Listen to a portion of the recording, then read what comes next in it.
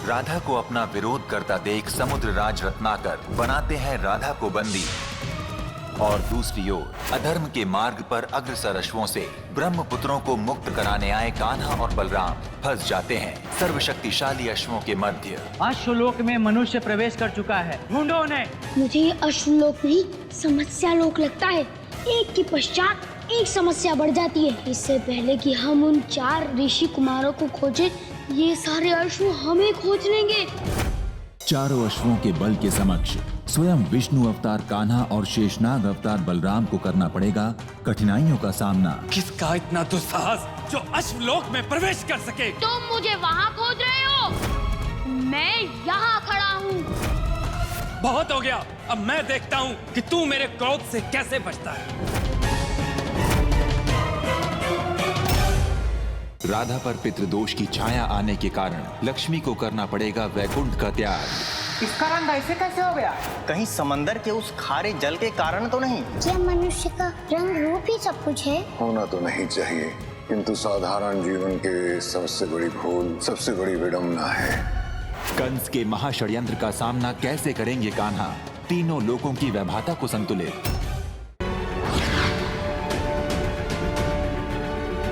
बालिके, तुम्हें अपने लोगों की मृत्यु देखकर भी शांति नहीं मिली तो तुम यहाँ चली आई।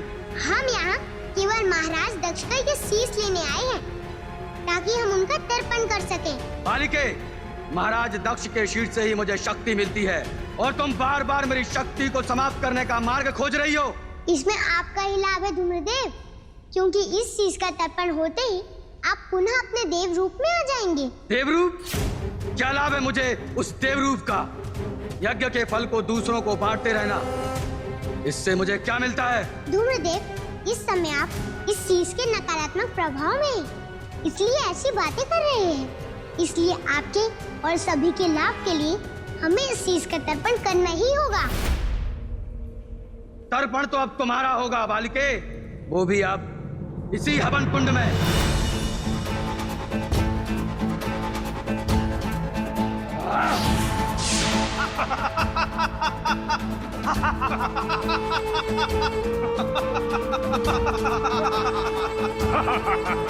एक साथ इतने धूम्र पुरुष, इनसे हम कैसे लड़ें?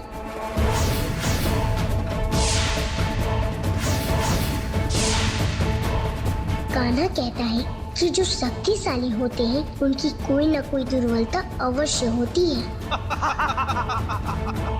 ये कैसी चमक है?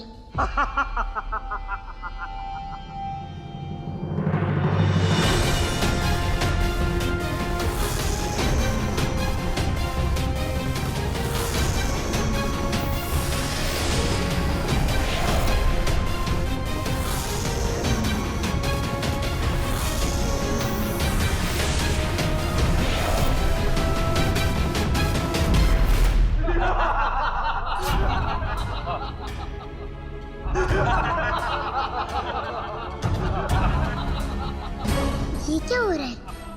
ये तो रक्तबीज के समान मरते ही एक से अनेक हो जा रहे हैं। इतने सारे धूम्र पुरुष। नारायण नारायण, ये क्या अनर्थ हो रहा है प्रभु? देवी राधा चारों ओर संकटों से घिर गई हैं।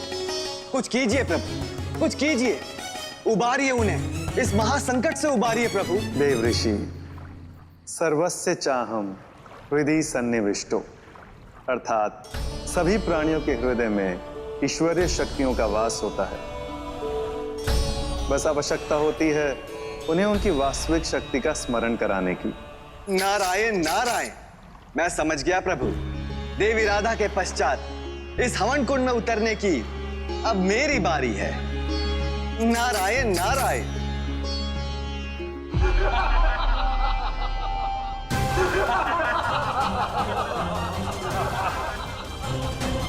अब हम क्या करें? कैसे रोकें इन धूम्र पुरुषों को?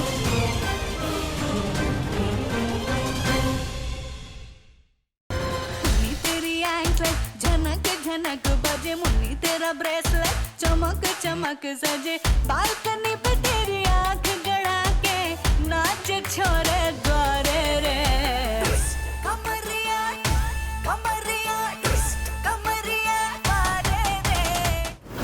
इनके खिलाफ अरेस्ट वारंट है। इनके ऊपर आरोप है कि ये अपनी 6 साल की बेटी को मारती पीटती हैं। किसने की है ये कंप्लेन? हमने। अब देवी कीर्ति का गौलोक जाने का समय आ गया है। अब देवी कीर्ति और राधा को एक दूसरे से बिछुड़ना होगा, क्योंकि देवी कीर्ति का अंतिम समय अब निकट आ चुका है। नहीं प्रभु, ऐसा कदापि नहीं हो सकता। माता कीर्ति को राधा से कोई नहीं छीन सकता, क्योंकि हम ऐसा होने नहीं देंगे। होगी परम शक्ति की परीक्षा। कान्हा को बनना होगा राधा की माता कीर्ति देवी की मृत्यु का कारण। हम मुझसे बर्दाश्त नहीं होते दुनिया के तंज और ताने। बस गॉड प्लीज, गॉड प्लीज। आपकी कमर पे जो निशान हैं, ये निशान हालात ने दिए मुझे, लेकिन ये सत्य है कि आपके रगों में रॉयल ब्लू ब्लड दौड़ रहा है। भभूति जी यंगुरपुर रियासत के राजकुमार हैं। एक नंबर का घटिया लीचड़ इंसान किसी रियासत का राजकुमार कैसे हो सकता है? हाय दिया, अगर ये बात सही है ना, तो अब हम ना हप्पू और बहू के पीछे पड़ेंगे। हमें ना करना है उन्हें दूर फूल। अगर बे हमें छोड़ के चलेगा उन्हें, तो हम तो जीते जी मर जाएंगे। इसलिए तो तुझे समझा रही हूँ कि ऐसा कुछ भी मत करना, ठीक है? हपुआ और राजेश को एक साथ रहने दे, नहीं तो आजकल के लौंडों का कोई भरोसा नहीं है, कब माँ बाप को छोड़ के चले जाएं। जे अम्मा भी ना पहले भड़कावे में आ जाती हैं और बाद में पछताती हैं, और जे मौसी का चुकम ना है। हाँ, सारी बात की जड़ यही है।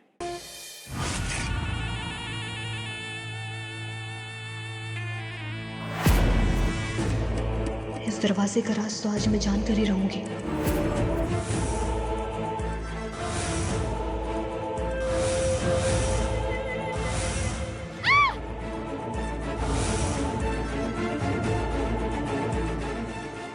हम मुझसे बर्दाश्त नहीं होते दुनिया के तंज और ताने। बस गॉड प्लीज, गॉड प्लीज। आपकी कमर पे जो निशान हैं, ये निशान हालात ने दिए मुझे, लेकिन ये सत्य है कि आपके रगों में रॉयल ब्लू ब्लड दौड़ रहा है। भभूति जी यंगुरपुर रियासत के राजकुमार हैं। एक नंबर का घटिया लीचड़ इंसान किसी रियासत का राजकुमार कैसे हो सकता है? हाय दिया, अगर ये बात सही है ना, तो अब हम ना हप्पू और बहू के पीछे पड़ेंगे। हमें ना करना है उन्हें दूर फूल। अगर बे हमें छोड़ के चलेगा उन्हें, तो हम तो जीते जी मर जाएंगे। इसलिए तो तुझे समझा रही हूँ कि ऐसा कुछ भी मत करना, ठीक है? हपुआ और राजेश को एक साथ रहने दे, नहीं तो आजकल के लौंडों का कोई भरोसा नहीं है, कब माँ बाप को छोड़ के चले जाएं। जे अम्मा भी ना पहले भड़कावे में आ जाती हैं और बाद में पछताती हैं, और जे मौसी का चुकम ना है। हाँ, सारी बात की जड़ यही है। तेरी एंकलेट झनक झनक बजे, मुन्नी तेरा ब्रेसलेट चमक चमक सजे, बालकनी पे तेरी आंख गड़ा के नाच छोरे द्वारे रे। कमरिया कमरिया कमरिया द्वारे रे। इनके खिलाफ अरेस्ट वारंट है। इनके ऊपर आरोप है कि ये अपनी 6 साल की बेटी को मारती पीटती हैं। किसने की है ये कंप्लेन? हमने।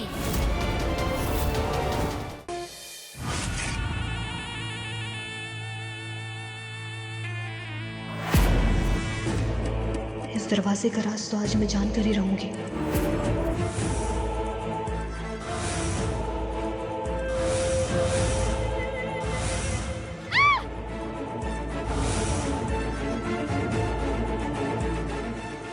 अब देवी कीर्ति का गौलोक जाने का समय आ गया है। अब देवी कीर्ति और राधा को एक दूसरे से बिछुड़ना होगा, क्योंकि देवी कीर्ति का अंतिम समय अब निकट आ चुका है। नहीं प्रभु, ऐसा कदापि नहीं हो सकता।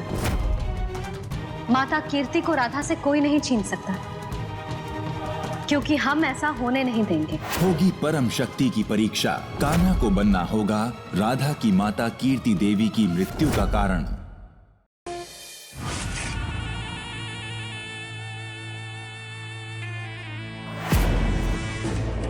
इस दरवाजे का राज तो आज मैं जानकर ही रहूंगी।